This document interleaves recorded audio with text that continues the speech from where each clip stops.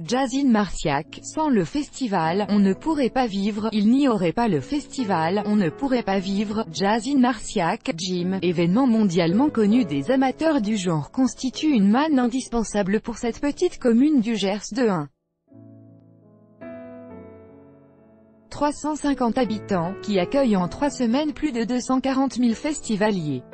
Ici un quartet, là un trompettiste solo, un concert de jazz éphémère émerge à chaque tournant, dans les rues étroites et ensoleillées de Marciac. Ces douces notes attirent les touristes groggy par le soleil qui, en attendant les grands concerts du soir, sirotent un verre en terrasse. Le festival de jazz, c'est un gros chiffre au niveau de l'année, confie à l'AFP Jean-Charles Da Silva, dit Charlie, l'un des patrons du Central Sport Café, ça nous permet d'être un peu plus confortable l'hiver. Idéalement situé sur la place du village, son café reçoit 6 à 7 fois plus de monde qu'en temps normal. Un vigneron de Saint-Mont a créé des bouteilles spécialement pour le festival de Marciac. Copyright AFP, Rémi Gabald hors festival, la petite commune compte 10 cafés-restaurants. Mais quand débarquent les 242 000 festivaliers, c'est loin d'être suffisant. On est nombreux à ouvrir des choses juste pendant le festival, explique Séverine Chailloux, gérante de l'éphémère bar à tapas, El Bodega. Selon l'organisation, 60 commerces de bouche supplémentaires ouvrent durant les 3 semaines de la manifestation, du 27 juillet au 15 août. À l'année, la jeune femme tient une des 13 chambres d'hôtes de Marciac, qui est évidemment pleine tout le festival.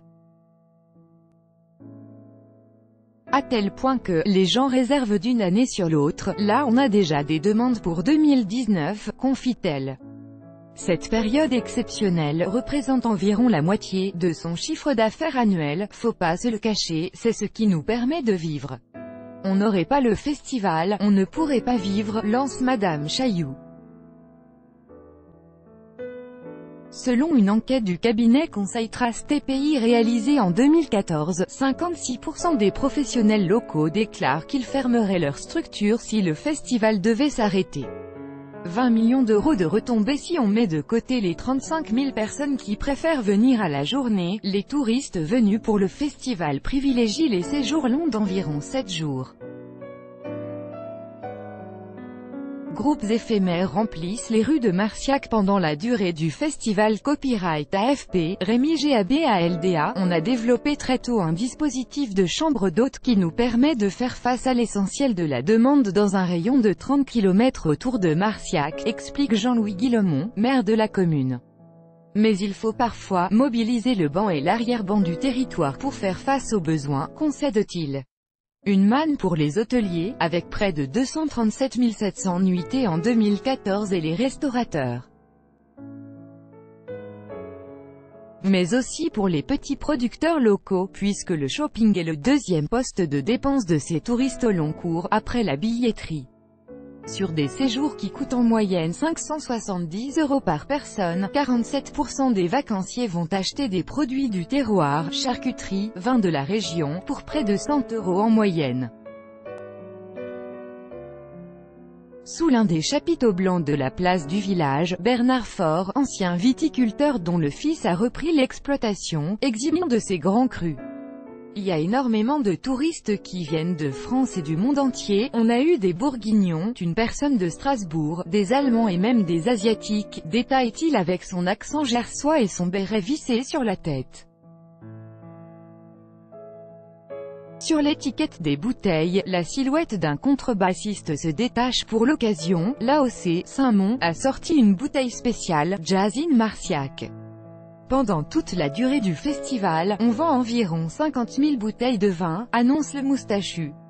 Pour le maire, Jim constitue un rayonnement culturel exceptionnel pour la région, avec plus de 20 millions d'euros de retombées économiques.